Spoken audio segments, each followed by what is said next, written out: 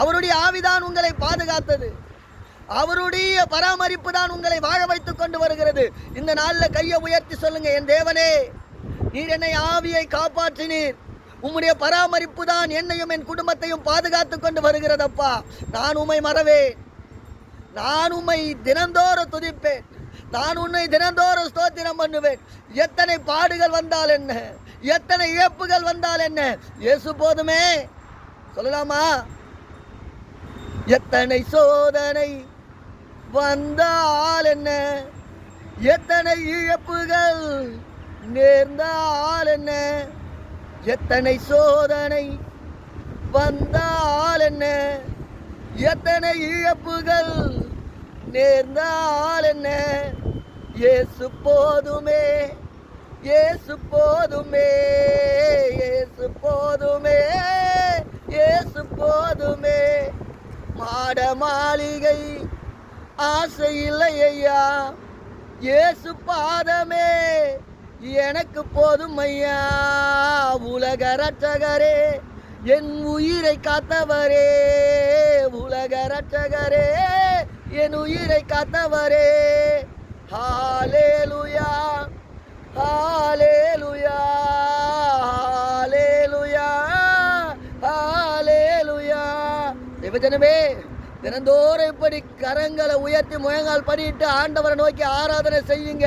உங்கள் இழப்புகளை 2 மடங்கு திரும்ப கொடுக்க உங்களை வாழ வைத்த, உங்களை பராமரித்து வருகிற தேவனாலே சகலத்தையும் செய்ய முடியும். எத்தனை பேர் விசுவாசிக்கிறீங்க இந்த கால வேளையில?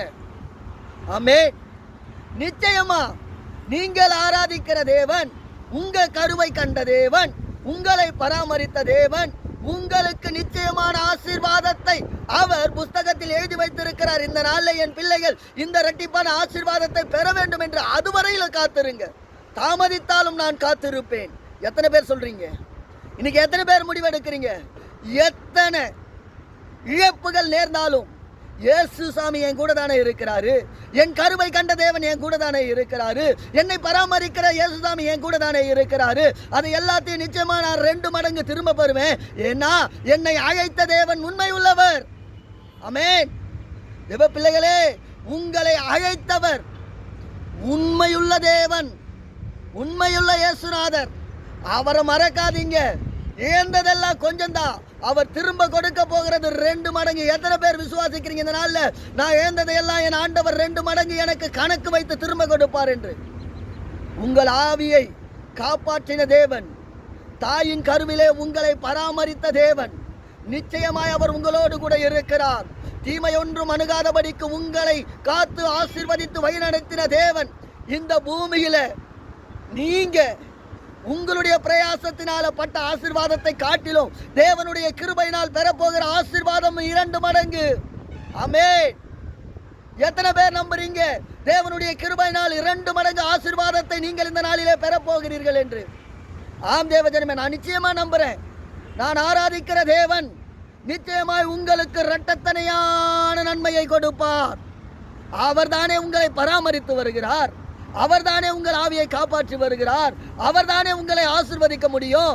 அப்போ சந்தேகப்படாதீங்கம்மா, சந்தேகப்படாதீங்கம்மா, கொஞ்சம் கூட சந்தேகப்படாதீங்க. இழந்ததை கணக்கு வச்சு 2 மடங்கு கொடுக்கிற தேவன் உங்க அருகிலே இருக்கிறார். ஆமென். நிச்சயமா இந்த 10வது அதிகாரம் 10 13 வரையிலும் தினந்தோறும் கையை வச்சு நீங்க ஜெபம் பண்ணி பாருங்களேன். உங்களுடைய வாழ்க்கையில உங்களுக்கு எட்டினதும் எட்டாததுமான காரியத்தை நீங்கள் ஆராதிக்கிற, நீங்கள் நம்பி இருக்கிற உங்கள் கருவை கண்ட தேவன் நிச்சயமாய் 2 மடங்கு ஆசீர்வாதத்தை கொடுத்தே தீருவார். ஏன்னா பூமியின் நிறைவும் கர்த்தருடையது அல்லவா, இயேசு சாமியினுடையது அல்லவா? அவர் உங்களை காப்பாற்றி பராமரிக்கும் போது உங்களுக்கு நன்மையை செய்து உங்களை ஆசீர்வதித்து ராஜாக்களின் மத்தியிலே அமர வைத்து நன்மையும் கிருபையும் தொடரத்தக்க வண்ணமாக ஆசீர்வாதத்தை கர்த்தர் உங்களுக்கு கொடுத்திருக்கிறார். இதோ தேவ பிள்ளையே, உன் கருவை கண்டது மாத்திரமல்ல, உன் கர்ப்பத்தின் கனியையும் கர்த்தர் இன்றைக்கு கண்டிருக்கிறார். உங்க கர்ப்பத்தின் கனியில் இருக்கிற பிள்ளையை அவர் பராமரித்துக் கொண்டு வருகிறார். உங்கள் குழந்தைகளை அவர் ஆசீர்வதிக்க விரும்புகிறார். சோர்ந்து போகாதிருங்க. கையை உயர்த்தி ஒண்ணு மாத்திரம் சொல்லுங்க, நான் ஆராதிக்கிற தேவன் என்னை காப்பாற்றுவார். ஆமென். God bless you. சந்தேகப்படாதீங்க. கர்த்தர் உண்மையுள்ள தேவன். அவரே உங்களை காப்பாற்றி ஆசீர்வதித்து உயர்த்துவார். நீங்க இழந்ததை எல்லாத்தையும் 2 மடங்கு தருவார். கர்த்தர் உங்களோடு கூட இருப்பாராக. ஆமென்.